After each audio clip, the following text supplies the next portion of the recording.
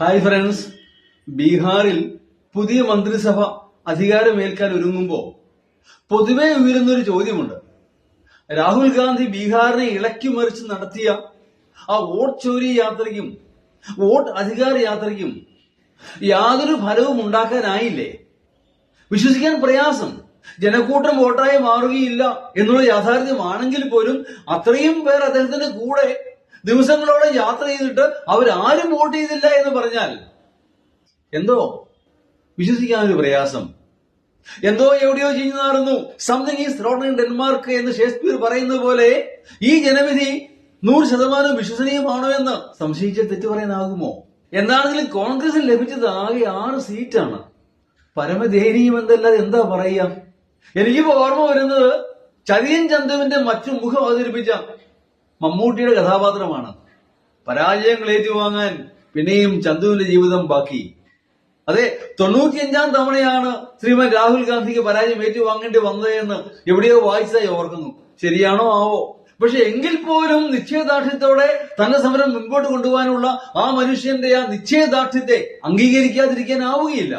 പക്ഷെ അദ്ദേഹം ഓർക്കണം, മറുപക്ഷത്തുള്ളത് രാഷ്ട്രീയ കുതന്ത്രജ്ഞത എല്ലാ വിധത്തിലും പ്രാവർത്തികമാക്കാൻ കെൽപ്പുള്ള എതിരാളികളാണ്.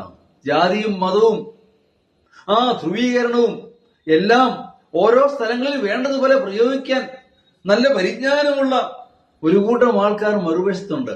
ഇവിടെയോ അദ്ദേഹം ഒറ്റയ്ക്കാണ്. മറ്റാരെയും കൂടെ കൂട്ടുകയുമില്ല, മറ്റാർക്കും അധികാരം വിട്ടുകൊടുക്കുകയുമില്ല. അതൊക്കെയാണ് പ്രശ്നമെന്ന് പറയുന്നത്. ശക്തമായൊരു സംഘടനയെ കെട്ടിപ്പടുക്കാൻ ഇതുവരെയും കോൺഗ്രസ് ശ്രമിച്ചിട്ടില്ല, അഥവാ കോൺഗ്രസിന് താല്പര്യമില്ല. അധികാരം 2-3 പേരുടെ കൈകളിലേക്ക് ഒതുങ്ങുകയാണ്. അത് തന്നെയാണ് ഈ പരാജയങ്ങളുടെ കാരണം എന്ന് പറയുന്നത്.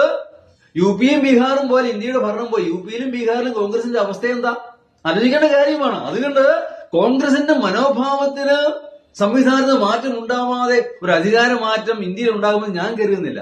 എല്ലാറ്റിനുപരി history is written by winners.